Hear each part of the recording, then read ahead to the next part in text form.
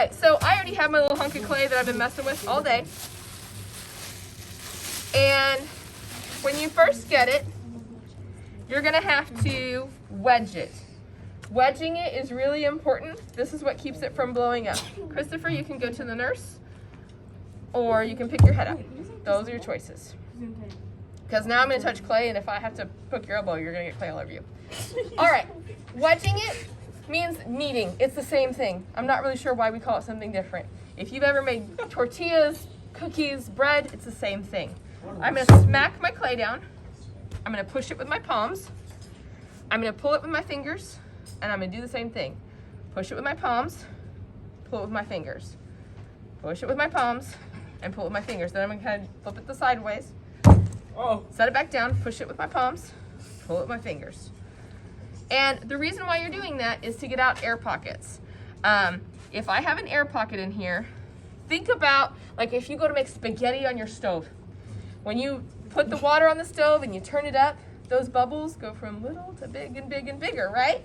The reason they do is because they're getting hotter, and heat makes things expand. They get bigger. Your stove is about 300 or 400 degrees. This I'm gonna fire to 2,000 degrees, which also happens to be the same temperature a human body is cremated, just for fun. So at 2,000 degrees, it's gonna explode, literally. My ceramic students have had things explode. So it's a grenade. It could be, yes. Now, if you aren't sure, you're like, hey, Miss Fort, I don't know if I just wedged that right. I watched you do it, but I don't know. You can cut it to see. So you can grab this tool. Actually, I have a wedging table back there with a wire on it. Just cut it in half. And while you guys weren't looking, I purposely stuck a air pocket in there. That's what an air pocket looks like. So you don't want to see that. So if you cut it in half and you see it, you're going to want to re-wedge that clay. So after I've got it wedged, the next thing I'm going to do is flatten it. I go with the rule of thumb. You can do it this way. I also have rolling pins over there. But I go with the rule of thumb. Technically, you really want everything to be about a 1/2 inch. I don't know about you, but I don't really know how big that is. I can point it out on a ruler, but I can't tell you how big that is. One thing that we do all have that's really easy to measure with is a thumb. Meaning, you don't want it to be any thicker than your thumb. You don't want it to be any thinner than your thumb. If it's thicker than my thumb, it's gonna blow up. If it's thinner than my thumb, it's going to break. Now, if you have something super delicate, like one of my ceramic students has a vine on his mask, and he doesn't really want it to look that thick. So what he did is make it as thick as his thumb, and then kind of pinched it a little bit so it doesn't look like it's that thick, but it really is. So it's gonna survive. All right, in your bin, you have a couple of tools. You have a sole of your shoe. Joseph, please put that down. You have a serrated rib. Be careful, this is sharp. You have a rubber rib. You have a couple needle tools. Again, be careful, they're sharp. And you have a fettling knife. Again, it's sharp, be careful. Every single shoe starts the exact same. So first I'm gonna measure, make sure it's no thicker, no thinner than my thumb. And then I'm going to take my needle tool and trace it around. This is the same if it's a tennis shoe or a flip-flop or a sandal. Put it down. Jaden, move. Wait. Bro, I didn't do it. Bye-bye. All right, next, again, this is for most shoes are gonna be this way. The only shoe that's not gonna be this way would be a flip-flop or a slide if you don't have a toe on it, but we're gonna make the toe. If you notice when I took this off, I didn't crumple my clay back up. Think of clay more like mud than like Play-Doh. I can play with Play-Doh all day long and it's the same. My hand oil degrades my clay just a little bit every time I touch it. So that's another reason why we want to have a sketch, because I want you to go in with a plan. Your clay will be much happier. So the only piece that I'm gonna kind of wad back up is gonna be a little end of this. I'm gonna re-wedge it to make sure I don't have air pockets. And I'm gonna make a pinch pot. A pinch pot starts with a wad of clay. You're gonna stick your thumb in it, and then I'm just gonna pinch, just like the name. It's about as thick as my thumb, not thicker, not thinner. I've actually just made 2 toes. So if you're nice, you could cut one in half, give one to your neighbor, and you can take the other one. This is gonna be the toe for my shoe. The tricky part about clay is you could take this and you could blend it all together. And when Miss Fort comes around and says, Did you slip and score that? And you go, ugh, I forgot what that meant. And right now you don't know because I haven't shown you. And you just go, sure.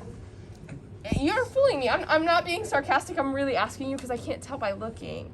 So it's gonna look great and we're gonna be super excited about it. And I'm gonna put it in the kiln and can't wait till it comes out. And if you didn't slip and score it, when it comes out of the kiln, it's falling apart.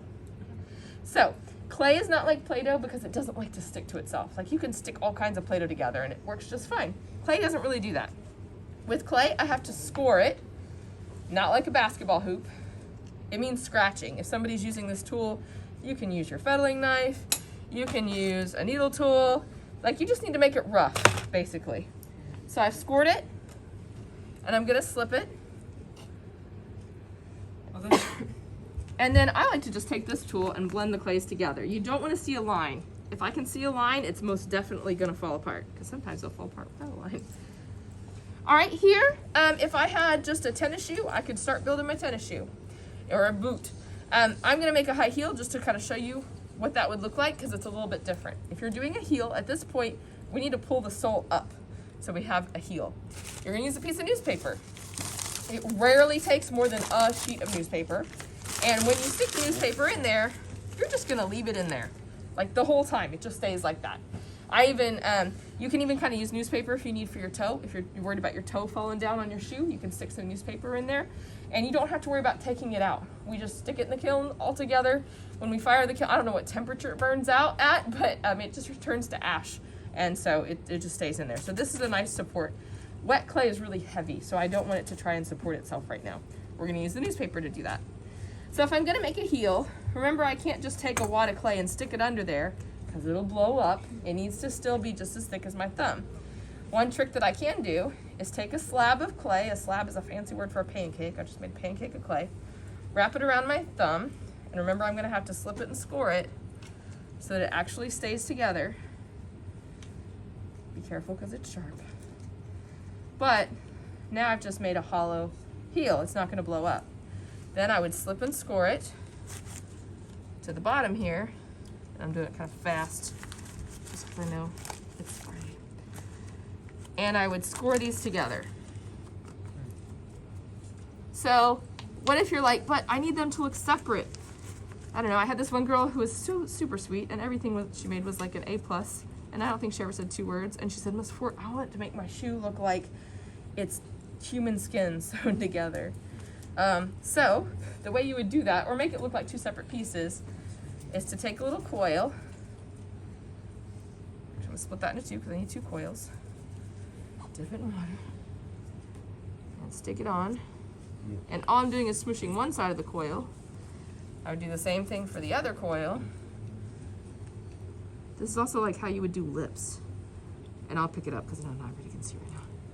I'm just smooshing one side of the coil. So now it looks like 2 separate pieces, but it's not really, it's still one piece. And so then she took like thread and sewed the pieces together. I probably should call the counselor. But now I'm ready to make the rest of my shoe. I'm gonna make a coil. A coil, think kind of like a snake, but you don't want to take the clay and rub it. I mean, I know I just did that a little bit for a little decorative piece, but not for the actual structural part of it. I'm gonna take a coil, I need to slip and score it so that it stays together. And now I'm gonna start building the side of my shoe. So now if you're building a tennis shoe or a boot, you could have skipped the whole heel part and just started building the sides of your shoe. You wanna make sure that they're together. Then I would take a slab of clay and start building the toe of my shoe. And again, I would slip and score these together. So you're gonna think first just about the construction of a shoe. It's gonna be a pretty, like a lot of people's will look the same because it's gonna be like either a high heel or a boot or a flip-flop, just a basic shoe. And then you start creating your embellishments from there. Then I would make, I've got one person in my 5th period make it look like a paint can. So first you just have to think about structure. Is this gonna hold up? Next, we need to think about texture. So texture means how something looks on the outside. Most of us don't want this texture. A lot of us want smooth texture. You get that by taking your rubber rib and dipping it in water, and you can smooth it all out. Let me caution you against wanting something super, super smooth. Because first of all, probably doesn't pertain to most of our shoes, because most of our shoes are something silly, right? Like a cactus wouldn't feel smooth like that. Also, it shows all of your mistakes. So I don't really advise you doing a smooth texture. Like I said, I'm happy to help you come up with some kind of texture for your shoe, because I have all kinds of funny things in there. What I don't want you to do for texture is to draw on it with your needle tool, because it's not even going to show up at the end. We're going to glaze it, and glaze is like glass, not like paint. It's not going to show up. So you're going to find something interesting to push into your shoe. Take your rubber rib, and you want to bury it pretty deeply. Like I said, that glaze is different. The way that we're going to color it, it covers up texture. So you can see you can't even hardly see the little thing that I pushed in there. That would be a good texture. So the alarm goes off, and it's time to clean up. Okay, but I'm not finished, so I got to clean this up so it's not going to get wet, or it's not going to get too dry, especially over the weekend when we're not going to see it for 2 days. So I'm going to take a plastic grocery bag. Again, they're at that same table. They're just underneath. You can even tear it. Most of the time I end up tearing my bag. What we're not going to do is we're not going to tie it, because then you trap in air, and we're trying to not have air in here. So I'm just going to take my water. I'm not soaking the whole thing. I'm just making it shiny. I'm going to stick my plastic bag on there. And you'll know you've got it right if you can see your shoe through it. Basically, I'm just creating a seal between the plastic and the water so my shoe won't dry out. And I'm going to wrap my hand around the bottom. Newspaper and all goes in there. It stays in there the whole time. And this goes in your bin. It's safest in your bin, I promise you.